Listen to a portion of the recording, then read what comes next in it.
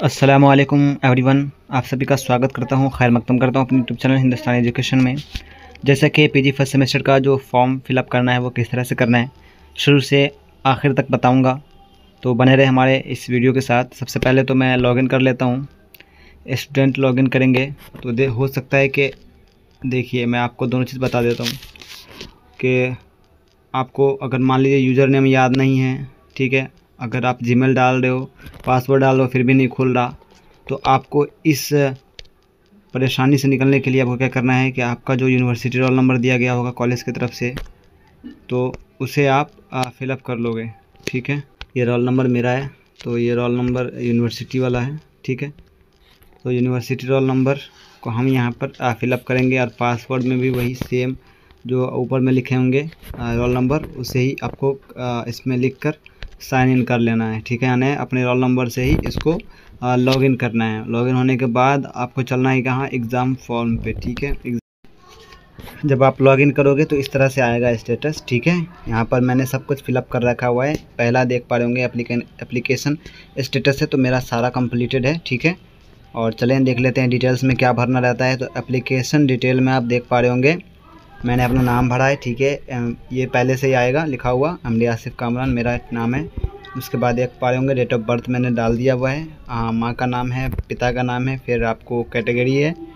ठीक है, और नेशनलिटी इंडियन मेल हो गया मेरा जेंडर। तो फिर जीमेल डालना है, फिर पापा का जो आपका फादर्स का जो मोबाइल नंबर होगा वो डालना है, मोबाइल डालना है। रजिस्ट्रेशन नंबर आपका हो जाएगा कौन सा मालूम है, ये हो जाएगा जो ग्रेजुएशन में था आपका रजिस्ट्रेशन नंबर, ललित नारायण मतलब विश्वविद्यालय से जो पढ़े हुए हैं उनका रजिस्ट्रेशन नंबर वही सेम होगा।